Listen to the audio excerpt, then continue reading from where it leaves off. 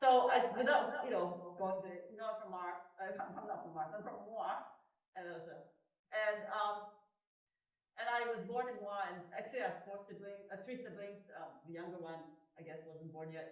This is sometime in '58, and I'm one of four children. Back then, in Muar, it's a sleepy old town. I remember these bullock carts going around in town, and we didn't have very many cars, and we also didn't have the first time uh, traffic light came to town. That was an object of great curiosity for me.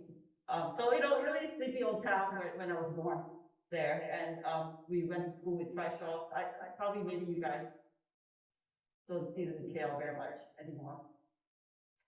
And I was lucky enough to go into MISA Kuantan, and this is a recent picture. And while I was in MISA Kuantan, I really was lucky to be, educated with the best teachers. And these are my classmates.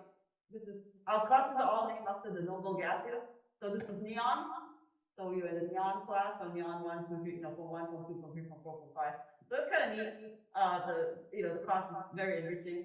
One of the things I did was, I was always trying to, gyasu, the word gyasu. Um, I got my parents to give me extra tutoring. you know, we my sister had told me, my gosh, when you go from form three to form four, at math, you're just gonna die if you don't take, extra preparatory. So I got my father's school teacher. They started a little class. So I took like the first maybe two chapters of the, what is pre-calculus, I guess. And it really helped. So that tutoring, the little bit of additional push that I got, that really helped me. Um, and I like math. So what happens is when you get better at math, you get and you get a little bit of tutoring, it helps to move it along. And that I actually was telling this to Maiza here, who was interviewing me just now, and that's exactly what happened.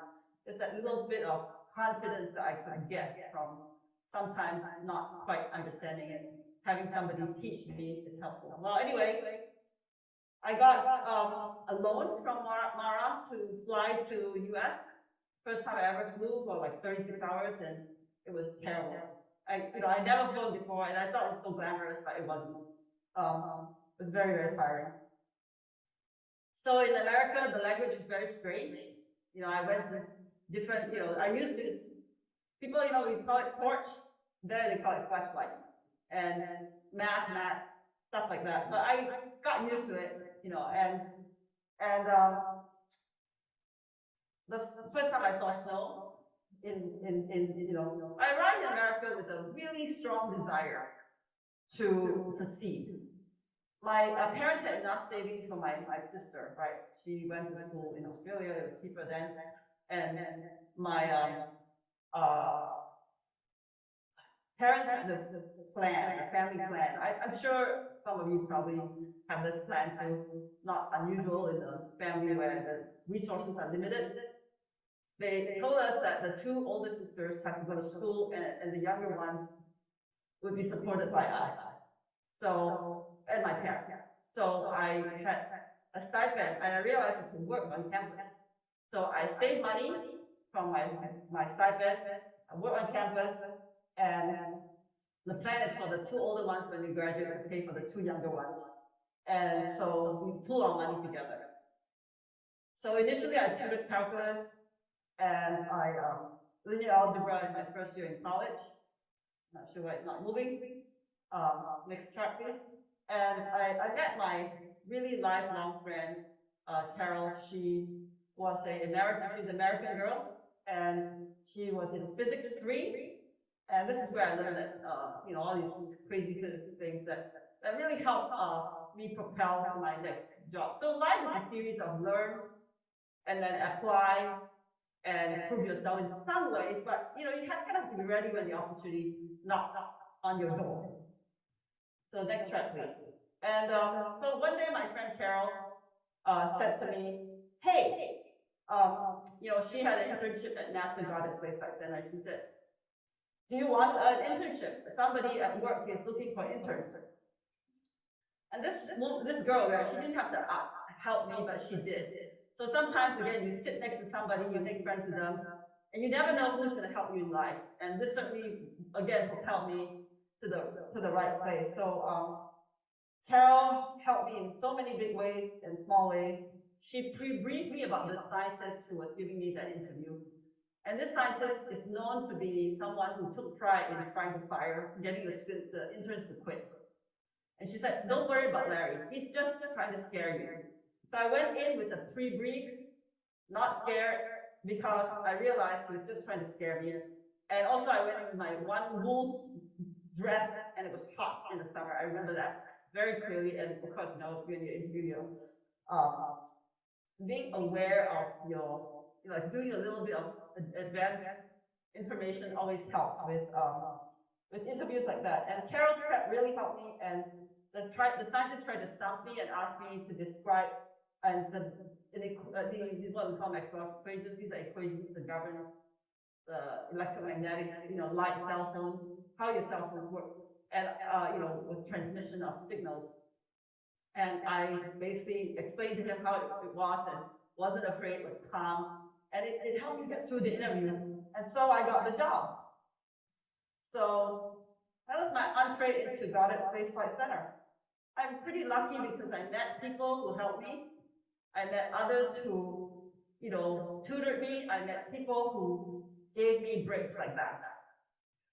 I lasted more than a year with Larry and graduated. And when I graduated, I looked around, and I'm grateful to Larry for giving me the chance. Right, this scientist who wanted to scare people ended up being someone who gave me a chance. And turns out that you have to learn different ways to get ahead. So one door closes and another door opens, because when I say that, it's because when I graduated, I could also have a chance to go get my PhD. I didn't do that because my brother, remember my brothers, they needed, working full time, although as a foreign national in the U.S., still make twice as much as a graduate student, and we needed the money. So I decided to go work for these guys. So I seized the day. Carpe diem is a Latin saying, to go and throw yourself into this job. So when I started working at NASA, as an intern, I didn't think I was going to get a job. I thought I was going to just go internship and come back. But instead, I looked around. I said, I could get a job here. It's a pretty cool place. So I asked around, and lo and behold, because you're already inside, they gave me a job. And they, best of all, sponsored me for a green card. On top of that, this guy at the top corner here, uh, he said to me, you're an engineer. Why are you working here doing data analysis for Venus? You need to go to work with other engineers. So he put me in touch with his friend, Charlie, who is a superb world-class engineer. And again, different people notice you, and they say, hey, you go work for this person. He'll train you. So off I go to work for Charlie. And I am really grateful to Stan, who's the guy on top there, the guy in the blue vest, for noticing and then pushing me along. Now, some people push you along, you take it, right? And, sometimes paying attention in class helps, because when you pay attention in class, if your interview question is go derive Maxwell's equations, you can do it. You have to understand that if somebody says, let me help you, you take that chance. That's one of those things that are so very important. And my job, was not very glamorous. First jobs often are not, because you're really not trained yet. They know you know how to do the job. They know that you are trainable. You're like a stem cell. You can become the person you will be, but it takes time. So a lot of times, it might be, the chief bottle washer, but that's okay, right? You eventually will graduate to be the chef, but it takes time.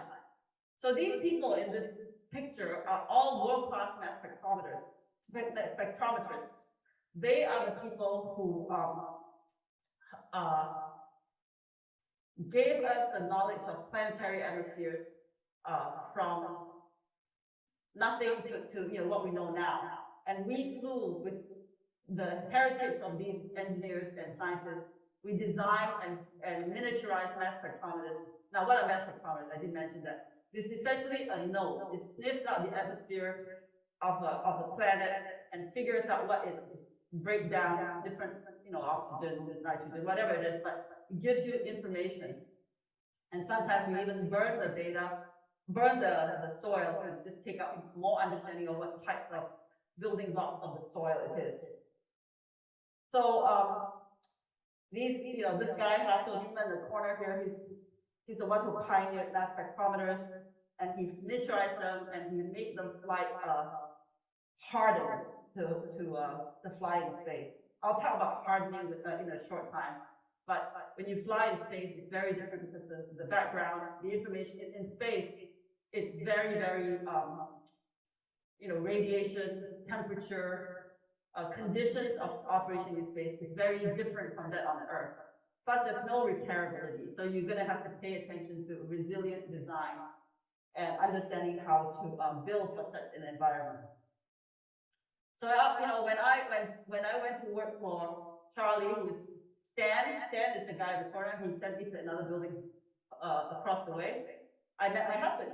So you see, it's more than just life happens along the way, and you can say, "Oh, go get training." But other times, life also happens to you.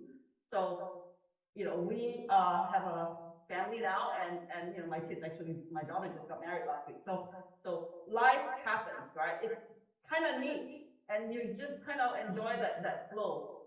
That's really important. But I am always grateful to Stan for not only sending me along the way to be trained by Charlie Ehrman, who's this world-class engineer, but also because I met my husband in that place. And in turn, I tried to pass it forward, right? All of the adults in here, if you see some young person who wants to be, who has that spark, help them along. It's okay, right? It's in fact important to push things along, because somebody will talk about you in this forum one day and say, "My gosh, so thankful that this person noticed and helped me."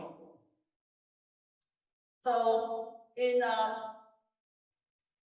the 90s, the early 90s, Dr. Neiman, who's the pioneer mass spectrometer, he won a proposal to build mass spectrometers. Again, these are noses, sniff out atmospheres of certain planets and moons.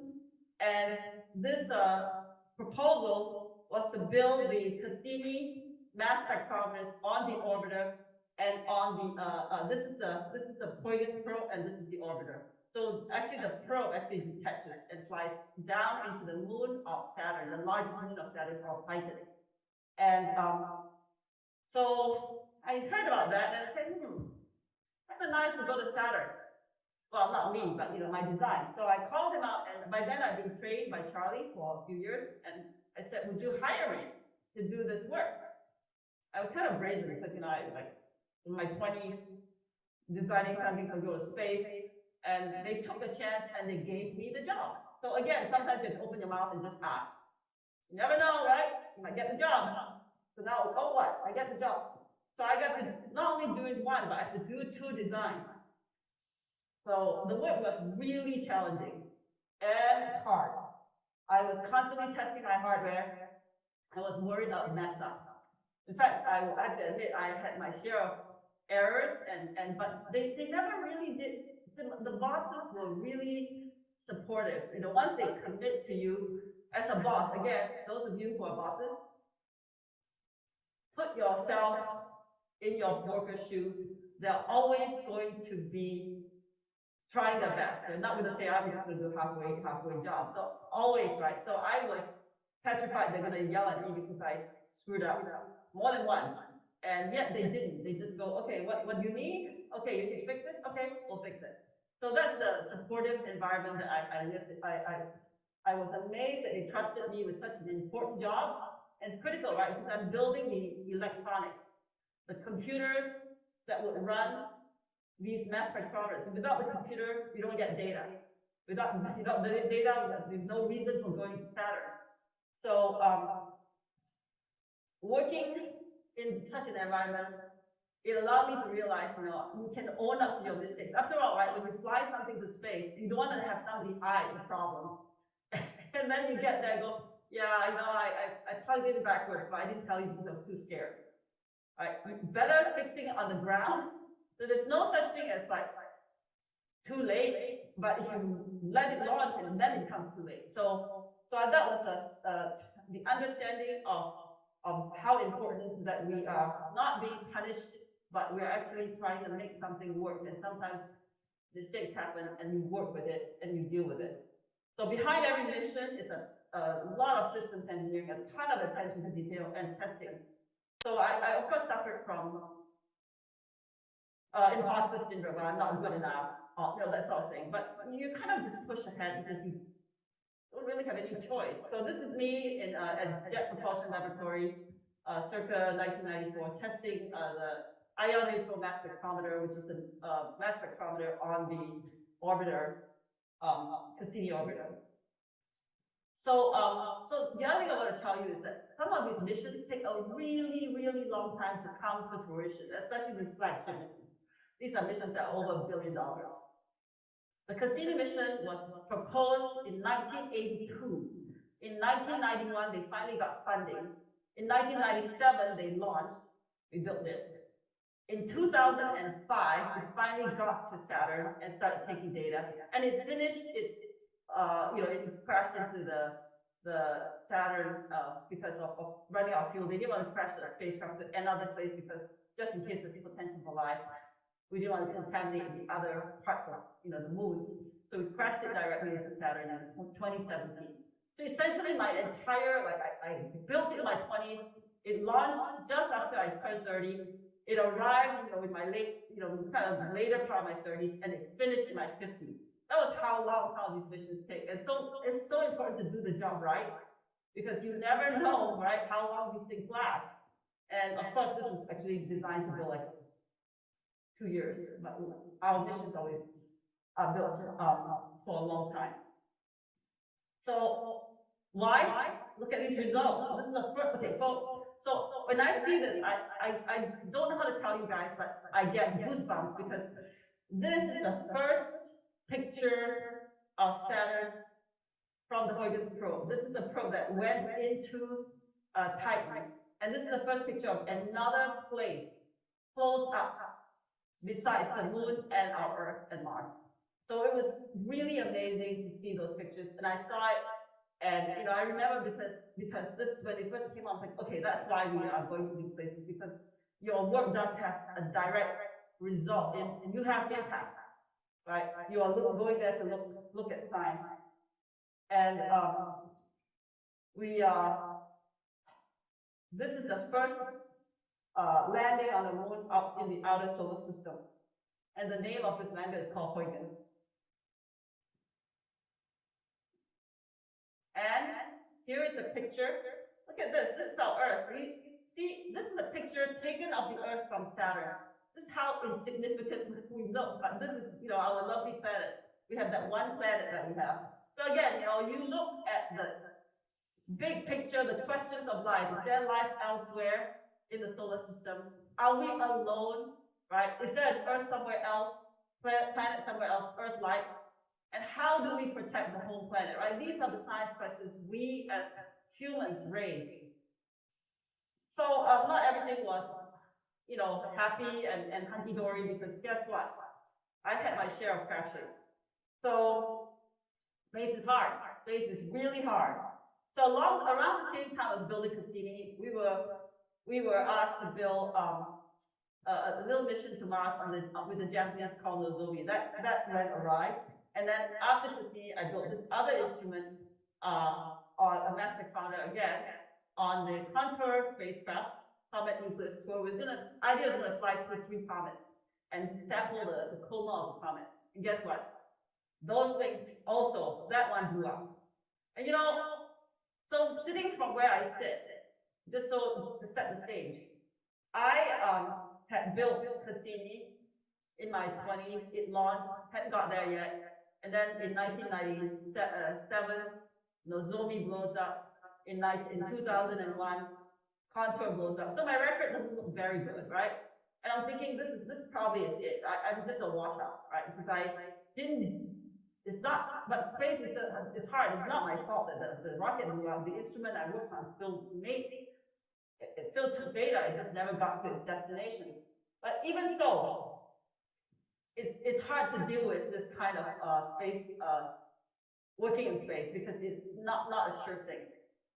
And you all see all these rockets launching and you think it's all a great deal, but it's really hard. I've had like at the time by that time I had two launches that was not sure to get there, and then two more that blew up. So as I said to you, space is hard. So I'm going to pivot to go to Mars now because majority of my work after the 2000s was going to Mars, including Nozomi.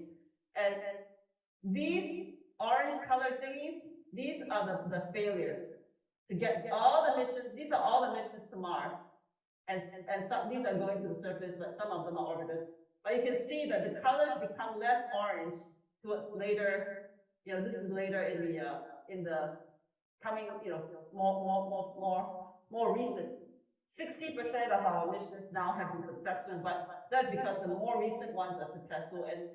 And if you just took your data from like say here, you say, oh my God, you know, 90% of them failed because initially we really didn't know how to land spacecraft on Mars or even get to Mars because getting to Mars, if somebody said it's equivalent to you throwing a basketball from New York to Los Angeles and hitting seat number 5 at the at a stadium in Los Angeles, right? That's how hard it is. You have to aim and get to the planet because space is pretty darn empty, and you have to understand orbital dynamics to get there. So this is how we landed Curiosity rover, which is a rover I worked on Mars. And the innovation of landing this rover is yet another story, but I'll probably tell this one day, but it's actually kind of crazy because the way to land rovers in the past was using airbags, where you just wrap the rover in airbags and it bounced up and down. Well, this rover was too heavy. So they had to use a sky crane, use thrusters to slow it down, lower the thing by tether, and then have the rover land on its wheels. And this is after we've come into Mars, going at so very, very fast in a nice little capsule. And guess what? This is the rover I worked on, and it's called the Curiosity rover. It's still working on Mars. It's been more than 10 years.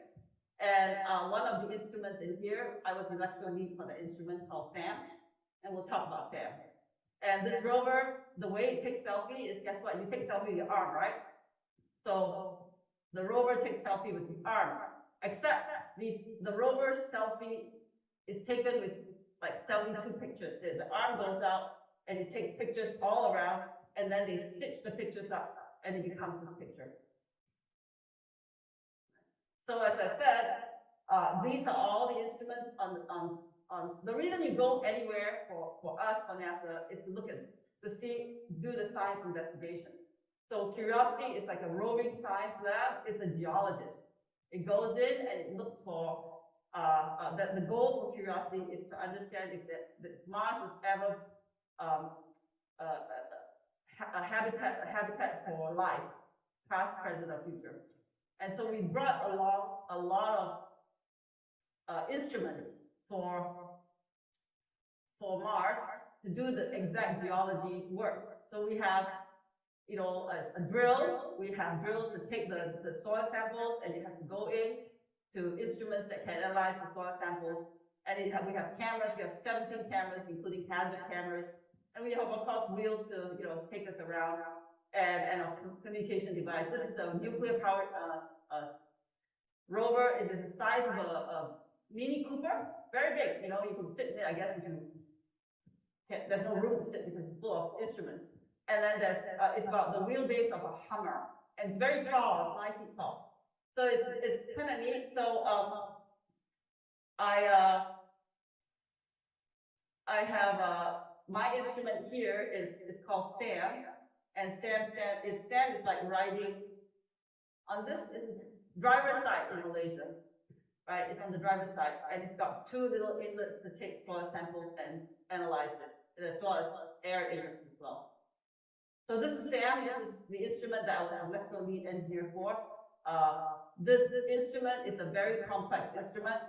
It is most the likely the most complex instrument lab ever built that landed on the surface of the planet. And the complexity is what makes it what makes it so valuable because it's so versatile and it's able to detect different components of rocks, of soil samples, and also the air, the atmosphere of Mars. So a lab like SAM, like this, which is about this big, kind of this big like that, it will fill the size of a room, but maybe half this room. But we basically squeezed it down into this instrument, and it's a beast to make because I, there were over 2,000 wires that I had to basically figure out how to get to all my hardware. This is where the electronics sit in the bottom here, and SAM actually is composed of um, three instruments in one. So we have a mass spectrometer, a portable mass spectrometer, a gas chromatograph, and a tunable laser spectrometer. Don't worry about these names. It's just basically different ways to look at the elements like carbon, hydrogen, oxygen, nitrogen, phosphorus, sulfur. That's what the different quadrupole mass spectrometer can detect. The tunable laser spectrometer, which is this thing here, that detects the isotopes of carbon, hydrogen, and oxygen, the atmospheric gases of methane, water vapor, and CO2 accurately. And then we also have a gas chromatograph, which then can separate the gases out to understand, to figure out, for example, different isotopes. So anyway, we take the data, like we take the soil samples in here. I'll tell you the solid sample and it goes through it goes through some cups that can go and separate the data into different things. And the whole thing is connected by a gas processing diagram, which is full of lines to basically take the soil after you burn it in the pyrolysis oven, and it goes into different parts of SAM to analyze. So some engineering thoughts.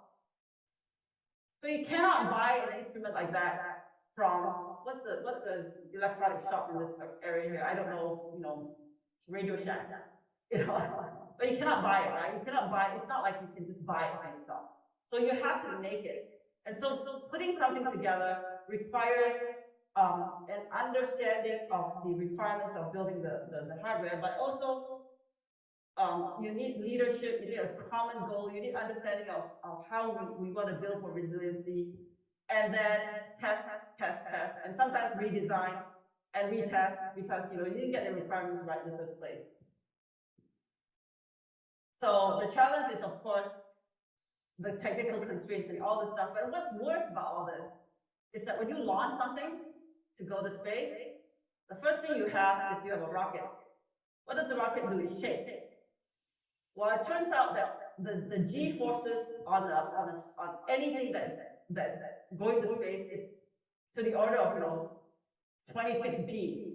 So you have to think about how to design something. Everything has to be bolted down, and not even bolted down, glued down. So the first time I designed hardware for Cassini, we test our hardware by shaking it on a table, shake table, x-axis, y-axis, z-axis, and then time, random, and all the stuff. And I had a capacitor that was soldered down, but it was big being, about this big. And guess what? It flew off, even though it was soldered down, because the force is so strong. So when you build hardware and you want to put everything together, and you want to make it so that it's repairable, you don't want to just slap it together and make it work. You have to think about what the hardware sees, what environment the hardware sees. So designing the hardware to the right condition, to handle the right conditions like vibration. Guess what? Thermal temperature is another one. So the soil sample is burned at 1100 degrees, and then it has to go into different lines. These lines are on Mars. Mars is very, very cold, minus 70 degrees. right? Sometimes minus 100 degrees. You could go very cold. So all the gas after you burn it, and you follow this little pipe, a little line that goes into say another instrument that has to be heated. So you have different temperature regimes, and understanding that is important. Make sure you have enough power, etc. So we also have. So I talked about vibration testing. This is what a vibration table looks like. So you have to test as you fly in any hardware, right? And testing as you fly includes vibrating it, right? To make sure your hardware doesn't break apart when you launch. So the other thing you want to test is emissions. So your cell phone, when you talk, you're sending signals, right? Guess what? Those signals can interfere with somebody else's cell phone if you're not careful. So sometimes you hear other people talking on the phone while you're talking. That's interference. So we test to make sure that we're not emitting our signals to interfere with others' operations, but we're also testing to make sure that other signals cannot harm us. So we have to test and make sure that we are able to handle and shield for bad actors. And then we also have to test inside a vacuum chamber. So this is actually the SAM vacuum chamber. You can see this is SAM. And the vacuum chamber is special because we had to build it to handle Mars atmosphere. Mars is 1/100th of the Earth's atmosphere, and it's mostly CO2, so we do that. Again, the temperature regimes of our hardware is different. So I just want to give you a flavor of what the behind the scenes building hardware includes. That's me actually, by the way, working on this on all of SAM. Like you can see superlatives in different things that we do. Um, and every single thing that you build includes attention to detail. We document everything. I knew where every piece of hardware is, but my gosh, repairing it. If you build something wrong and that's a problem, if you want to open it up, have you ever packed for a long journey and you pack everything in your nice big luggage? You're going to America, and then you go, oh, I should not have brought this shirt. I need another shirt. You pull everything out. Then you pull your shirt out. Guess what? It takes a lot of repacking to fit everything in. This is what we had to do, and it was difficult to get everything in correctly. I want to talk to you about a story of. Sorry, I'm coughing. 1 second. Let's drink something.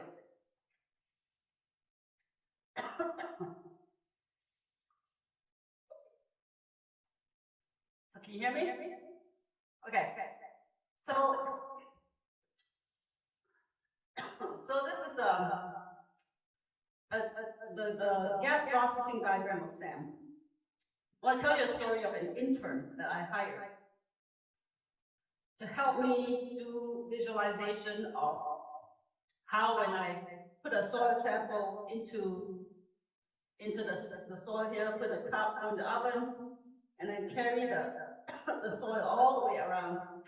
And I hired this student because he was a very, very good filmmaker. So why did I hire him? His father and I used to be co-workers.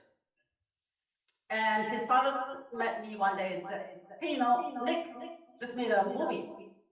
I want you, and we had a movie, back then we had a movie theater like this that shines into the wall in my basement. So, let's do movie night. We'll play Nick's movie. So Nick was about 17 years old. It was the worst movie I ever saw. It was terrible, but I saw something in him. I saw that he, made this movie with no help from his elders. He got his father to buy him one of these, one of those nice cameras for movie making. And I asked him how long it took to make this movie, and he said 2 years. 2 years every day. Some of the movies he shot in a green screen, and then he programmed it to fit. He got his friends to act. He did these fight scenes with 2 people, and then he replicated it so that it looked like a war. It looked terrible. Look, it's a kid who made the movie, right? But I realized something. I said, okay, do you want to come work for me? I need someone to help me with programming this visualize how when the soil sample comes in, this color has turned a different color as the signals go through. And I said, sure. So back then, okay, I know you guys all are used to working from home, school from home, but I allowed him, right? I'm like, I don't care if you don't come in, just program at home. That's a luxury for him.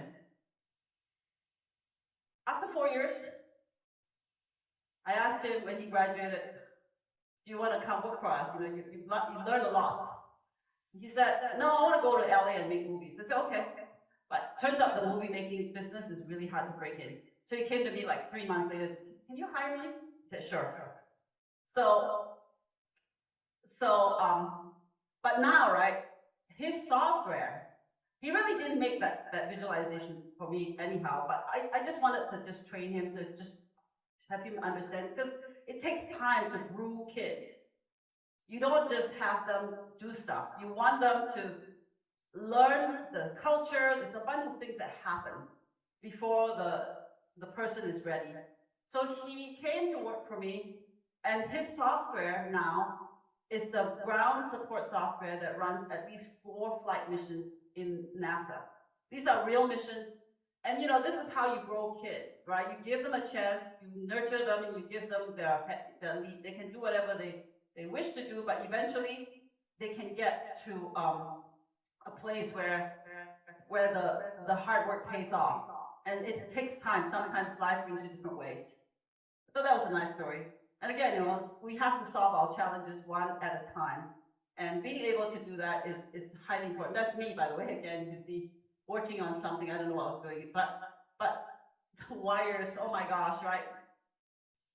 Documentation. So we document every single thing. I know it looks like a mess here, but we document every single wire, every single connection. I knew where everything was in this thing. And understanding that is able, you know, you want not just understand the conditions of launch, but building it. So imagine when you put something in your car, every oil change, every nut you turn, how many turns, what's the torque force, all that is documented. And that's how you build quality into a piece of flight hardware. So this is the gas chromatograph. Just want to show you some pictures. See these lines here? There's actually a hollow inner diameter line that goes in. It's smaller than a human hair, right? Guess what? It leaked one time.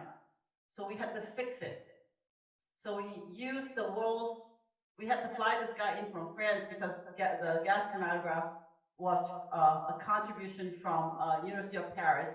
And he came in and we cut the place that it was broken, and we sleeved it with a bigger outer diameter, and then we carefully welded the thing shut. The first time we did it, it wasn't successful, but the second time we tested the gas flow and it was successful. So, you know, lots and lots of things. Micro valves is another thing. These are valves to control the flow of gas, and we made it modular so that we can replace chunks of it at a time. And each of these valves are actually bolted down. So, you know, you have a almost high vacuum, right? 10 to the minus 11 torr. The Earth is 760 torr. So this is like 13 orders of magnitude, much more. You know, you have to seal, you make the seal really, really tight. So guess what? The guy who was doing the seal, we polished the seal to make it really, really flat before you put the gasket on and then start to torque the screws down. And his past job was polishing airplane bodies, and you could tell how flat things were by doing that. So you know, you don't know what jobs you have in the past that's going to contribute to spaceflight one day, but there you go. So this is the first flat set test of our hardware. So this is the PI, and he's a mentor here. He's a great guy, John, and this is Paul, and that's me. And here is, you know, our lab. So this behind the scenes look at our labs, right? They're not glamorous. They're old hardware with lots and lots of, you know, racks and racks of equipment, and that's how you start testing. You build something up and you put it together as a first goal. Everything is called a flat set because everything's on a flat, and then you test it to get your first spectra. So everything was really tight. Look at, so this is my handwriting, by the way. So my handwriting is on Mars. but you had to label everything. So what's interesting about this whole piece of you can see, right, some of these are splices. So as I told you before, the hardware that we build includes temperatures from 1100 degrees to minus 60 degrees. So the insulation, the right materials, the right pieces of hardware, the right type of joint splices. I wrote a document that covered every single splice in this hardware because you need that kind of precision and documentation. So we do stuff like that. Our integration looks like this, where all the pieces have to be fit together just nicely, but it's really hard. I'm just, I'm not kidding you. So eventually we did put Sam together, and Sam now got installed into the rover. They took off the rover wheel and they flipped the rover on its belly and they turned it upside down, and Sam goes in, and then they bolted Sam from the top. Here is Sam. This is me sitting in front of Sam, and you can see Sam here. And see the rover wheel here? One rover wheel got taken out, but here's the rover wheel. That's we eventually moved from Jet Propulsion Laboratory to Kennedy Space Flight Center. And again, that I posed in front of, we all have to pose, right? In front of rovers. The chance. And this is what we do. We test it in the vacuum chamber. So now the article is now completely built. We find a big vacuum chamber and you test the thing inside the vacuum chamber thermally and to make sure that the hardware works. We launch it in 2011 and we had behind the scenes, oh my gosh, if you have time, go look at the 7 minutes of terror, which is this rover landing, the first time we're landing the rover on its wheels, because it takes, so the rover will land from the top of Mars atmosphere to the ground in 7 minutes, but it takes a signal 14 minutes to get home, right? So you're not gonna actually see, you don't know by the time you get the signal, the rover signal is already, the rover's either dead or alive, you don't know. So this is us at the touchdown signal. You can see very happy people. This person is the principal investigator. Here are all the co-eyes, that's me. And she is now the director of Jet Propulsion Laboratory, Lori. And then this person is from Tunisia. I'm from Malaysia. So there's a few, internationals, and then the rest are from US. Oh, he's from Britain. So we work together very collegially with people. When you work at NASA, you can see people from across the world. It's very nice. This is actually a diagram of how we send commands to Mars. And you can see here is where the uplink and downlink data from the Mars Reconnaissance Orbiter and Odyssey. And then here is where we run all experiments. So we run the experiments, then when the rover comes overhead, the satellite comes overhead of the rover, we take the data. We send data home and we get new instructions for the rover for the next day. So I'll tell you a little bit about operations on Mars. It's not very conducive to human timing because Mars is one day is 24 hours and 39 minutes and 20 seconds. As you know, our days is 24 hours. So when we arrived on Mars on August 5th, 2012, it was 10:30 at night. So we were all, getting the signal and getting to work. Guess what? The next day, when you get the signal, when the orbiter is over the rover, that's when you start talking to the rover, and you're working your day is surrounded by your next pass, what we call a pass. We had to set our clocks to 10 a.m. local time, which is when the rover gets signals from the orbiter, the next day to be 39 minutes later. So we're in this perpetual jet lag, right? So tomorrow instead of 10:30, the calm time is now 11:09. Then the next day is 11, 48 or whatever it is. They keep going. So we had to black out our windows. We go to work and just try and concentrate on making all these commands to the rover, to our instrument, every day, 39 minutes later and later. And then at some point, you just lose touch with like day reality of Earth. You don't know what day it is. You don't know what date it is, but you know what soul it is. A soul on Mars is 24 hours, 39 minutes. One soul is 1 day on Mars. So we had terms called today is to soul, tomorrow is solaro, holiday is holiday, and all these terms, we made up terms, right? Because we had to understand how to operate on Mars. And then this is just how we send our commands. This is Sam's commands to Mars. You can see what it looks like. And we also take our commands and we simulate them. So I'm not playing the movie, but the movie actually shows how the rover arms goes, collect data, collect soil sample, puts into the inlets, and all this stuff is simulated before we go we send commands. So back around that same time, when we had been building SAM and integrating it, I was given the task to be electrical lead for the MAVEN neutral gas ion mass spectrometer. So now number two that I'm working on. And then on top of that, I had another one that we launched as well. But it was very busy. And then on top of that, we had another one called LADI, which is a mission to the moon. So I had 3 missions that I was electrical lead for around the same time, all at different levels of work status, right? We had some that was in integration and test and others that were just starting. So it was a very busy time for us. And that was around that time where I stopped coming to Malaysia because I got really busy. And that's okay, right? It was fun. But there's a lot of stories for those things. But I just thought I'd tell you that some, I had a good team working for me. So running that group was interesting. And then finally, I wanted to also bring something back home because to my current job, which is the chair of the Small Spacecraft Coordination Group. For those of you who are young and who think that what's in it for me, you're going to Mars, you're going to Saturn, Malaysia's not doing that, right? So Malaysia is doing, the world is changing.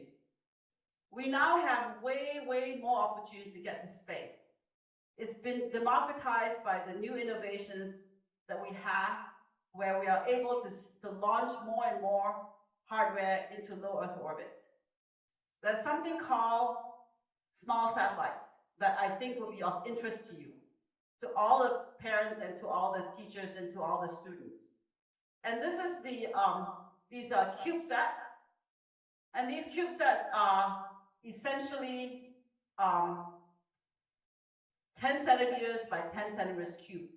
And they now have these CubeSats that students build in the US especially, and in other countries, that are used to observe Earth. Or the killer app for low Earth orbit observation is people used to just fly cell phones to do remote sensing.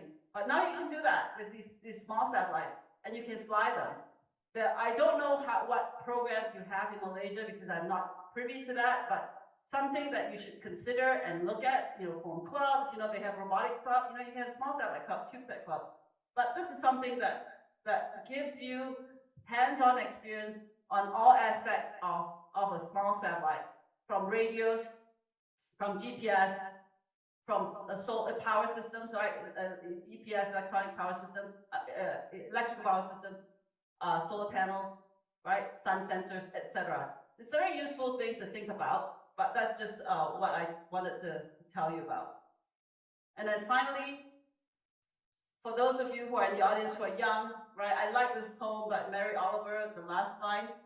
Tell me what it is you plan to do with your one wild and precious life. With that, I thank you. I hope you have watched the Martian movie. Yes, I have. How plausible is it, based on the data that you might have collected with the spectrometers and stuff? Is it really that Mars soil is conducive for agriculture?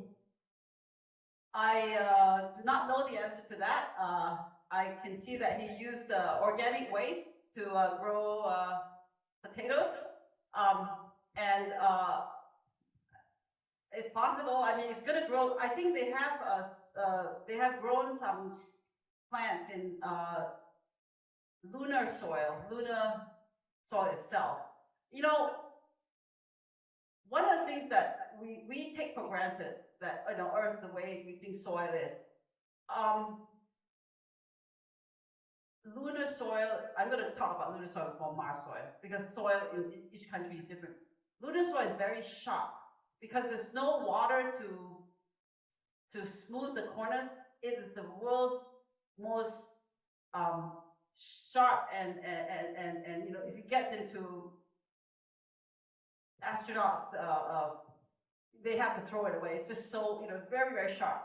I don't know what Martian soil is. I suspect it's not as sharp because there was once water flowing very freely and standing water that exists on Mars. And so it probably has a lot more weathering than say a different kind of weathering, I guess.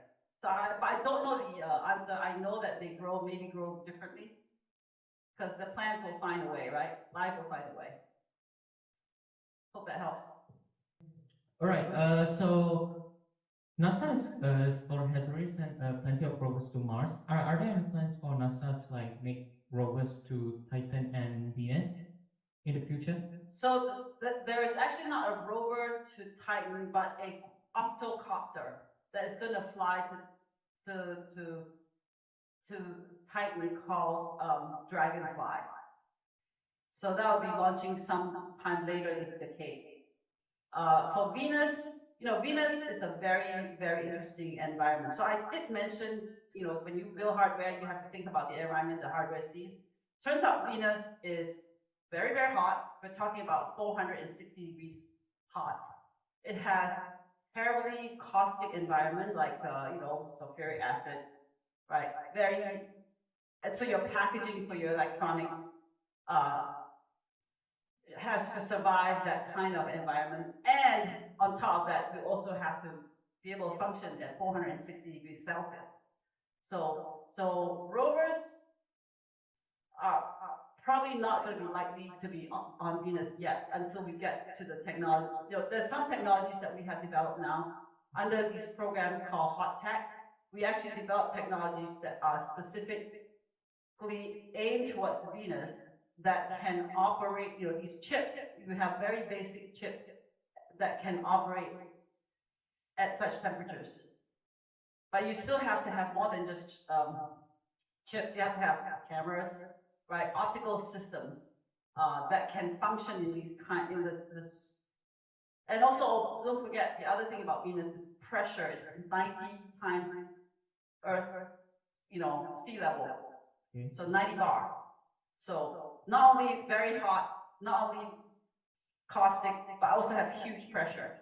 So just understanding that allows you to calibrate what the expectations are. But we are sending two missions to Venus.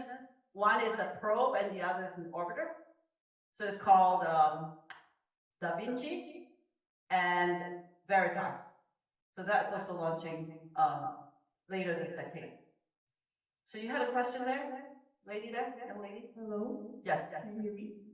Okay, so I have a question. In terms of education, government, and economy, will Malaysia have a research program is same as NASA? And when will it be? And will you take a step for it? Thank you. Well, I what? Well, Malaysia has so the question is, in terms of like a space program, will Malaysia have a program like that? And will I do what? Yes. In terms of economics, education system in Malaysia and government, will Malaysia have the opportunity to have a research company like NASA to do further research on space, but in Malaysia, just for Malaysia? So I don't know that. You know, Will you take a step for it since you're Malaysian? will I what? Will you take a step for it since you're Malaysian? I could encourage. I think that, you know, I could encourage. I think that is a question for your, you know, for the Malaysian. It's a big endeavor to fund something like that. So it's a question of funding in some ways and also priorities. right? Not just funding, but also priorities, because there's other problems that are out there wanting to understand that it's important. So I don't know the future for Malaysia. I think a lot of countries certainly are interested in the near remote, low Earth orbit remote sensing aspects of space first. I have a question. When your rover is in space, how do you like communicate with it? How do you communicate with rovers in space? So the rover actually has a radio that communicates. So the rovers on Mars, they communicate with orbiters that go over Mars. We have several orbiters that NASA has 3 orbiters that orbit around Mars now. And that's Maven, Odyssey, and Mars Reconnaissance Orbiter. And they go over the rover at a certain time of the day, and we transmit the information up to the rover, like the way you transmit from your cell phone to, say, a satellite above. And then the satellite actually has a stronger high gain antenna, and that transmits to the deep space network, which is that NASA runs somewhere on Earth, many of them, these big dishes, and then the data then gets transmitted to your mission operations center. So it actually has lots of different levels of transmission, but it's using radios. My question is, does the octocopter's principle of flight similar to the drone on Earth? Oh yes, so very good question. Yes, they're similar to the drone on Earth, and you know what makes it possible is Titan actually has an atmosphere that is 1.5 times more pressure than Earth, number one, and number two, Titan is smaller, so the gravity on Titan is less. So you can actually lift a lot more on Titan using octocopter than say on Earth. So hopefully, when this is a big octocopter with a payload to basically hop from sand dune to sand dune to sample to see if there's life on Titan. Thank you. Like test. All right. Good afternoon, ma'am. I'm Mike, and I'm currently a grad student at Monash University, and I've got a quite specific question here regarding internship criteria and also like opportunities for like international students, because I've got to know like to do internship at for example Goddard Space or Flight Center, so we have to be like a US citizen, and Malaysia is not included in one of the countries in the the internship criteria for like international students. So is there like a specific pathway for aspiring Malaysians to like apply for international internships at NASA?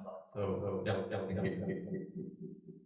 So to answer your question, no, right? I don't see like a pathway, but that isn't to say that somebody, certainly so when I got there, it was a different time, and actually the University of Maryland had a internship program with NASA that allowed me to work at NASA while being still a student at UC of Maryland, because technically I was working for the University of Maryland, but for NASA. So there may be programs like that pushes the student. You have to be there in situ to figure out the ways to get to, like you're working on data for NASA, but at Maryland or at some other university. You see what I'm saying? It's not working at NASA, but because the easiest thing is when you're doing data analysis, you don't have to be there in situ. You can work at university and you partner with a PI there, and that's how it works. Okay. So that's the idea. So there's like a possible chance of maybe it's like Monash that's in collab with like NASA. So correct. I'm just saying, that's one way to do it. I'm not saying I know about Monash specifically. I know that those are the ways that I see students come into Goddard. I also know that some PIs who are working on say a rover mission oftentimes hire students from universities to do their work because they need the brains and the diverse opinions and the diverse information, the diverse thought. And so my PI, Paul Mahaffey, you saw his picture there, he hired some student from India who wrote to him and said, I have all these skills because I know what you need and here are the skills I have. Please hire me. And he hired her. And she was on a what we call a J1 visa. J1 visas, you can get in to NASA that way. It took forever to get her in, but she got in and then she did her whole summer program there. Then she applied and she went to Oxford to get her PhD. So this happens, right? It doesn't, it's not like a program that you can apply to. There's no such thing as that, but there are ways to get around it. Great. That helps a lot. Thanks so much. Yeah. Thank you. Is it really better to make the second Earth on Venus than Mars? Is it really better to be? I kind of like Earth myself. I don't know about you, but no. The answer, I'm sorry. I mean, unless Earth becomes so uninhabitable, but right now we have a nice atmosphere. You know, we have tectonic plates, we have oceans, and we have water and stuff that makes us, you know, thrive as a species. So I'd say not now, as far as I know. So yeah. Last question. There's a person there. There's two. Oh, three. Hi, my name is Chong Xiaoyan and I'm from University of Abdul Rahman, studying software engineering, year 2 semester 3. So I would like to ask Miss Lawrence here, what makes you want to go US from MRSM, and what's your journey to go to land a undergraduate position at the University of Maryland? Yeah. So I think I didn't catch the what's your journey part, but you tell me later. So the reason I went from MRSM to US was because that was offered to me by Mara, that the condition of the loan. Go to this place. Hey, it's free, man. Not free, but it's a loan. I'll go, right? I'm very grateful to the you know, MRSM and to Mara for enabling this, right? So if they told me to go to Australia, I would have gone there too. But it happened. It's a series of serendipitous. Okay, you know, I feel like I'm a particle in a Brownian motion, you know, life, and you know, things happen and you go where you go, right? But it's okay. You go in and you enjoy the ride. What was the second part? What makes you to apply for that? What made me apply? I applied to go to MRSM because, I actually originally applied to MRSM because I read many Enid Blyton books and they say, especially, you know, boarding school was fun and also it was a good school. But then when I got in, applying to I think MRSM had a partnership with certain universities and that's how I got there. So it was very serendipitous. You know, sometimes your life is out of your control, none of your business. I think there's a major transition before you actually venture into this engineering, right? Like before that, you're studying something else. No, I didn't. I studied engineering. It was computer engineering, yeah. But which is probably electrical engineering, yeah. School. Yes, center. Okay. So let's just take a scenario. So you were to take a rover and then you were to put it in another planet like Saturn, Venus, or Titan.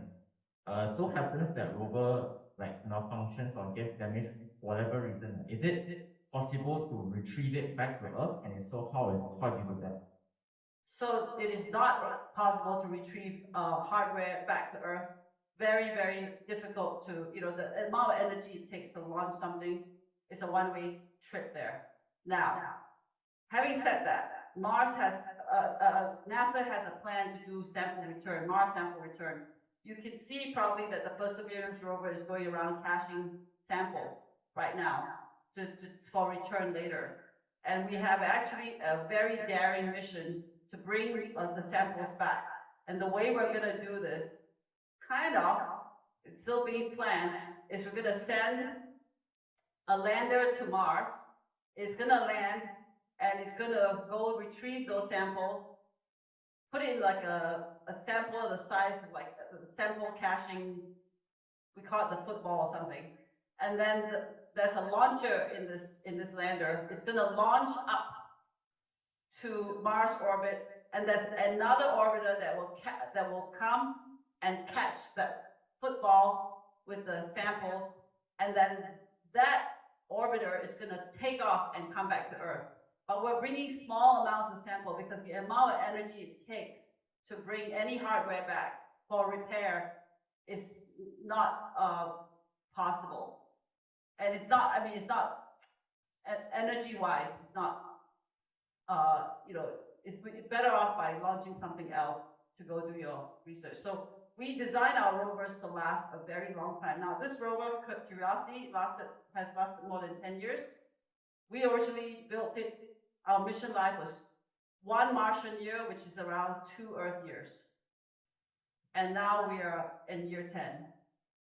The Mars exploration rovers, the two Spirit and Opportunity, they were designed to last 90 days. They lasted 13 years. And the reason they were going to last 90 days was because, so what happens with Mars is it's very dusty. And if there are solar-powered rovers, and the way we did the analysis was we knew that eventually the solar panels would be covered with the Martian dust, and then we wouldn't have any more energy. But what happened was, occasionally we have these cleaning events where the wind scours away the solar panels, and you get the dust from the solar panels, and you get energy again. So we had several of these episodes, and these rovers lasted a very, very long time because it was a very lucky accident, right? Not like lucky happenstance. So we never go back to retrieve the hardware. We design it for resiliency. We know how to design for hardware that will fail safe so that we can go back and fix it by resetting it or whatever. But yes, the hardware we build. I have all kinds of stories about Cassini and different stories, which there's not enough time to tell, but it's got to do with how you design hardware to last and how you can recover from errors. Okay, so this one last question. So you showed a picture of SAM, like the internal components of SAM, and then there's like I think thousands of like wires. How many countries have attempted to replicate SAM? None. SAM is a one. So we built 2 SAMs, one on Earth and one now on Mars. And the one on Earth is used to mimic any commands that we send so that we know how it reacts. And it sits in the chamber here on Earth.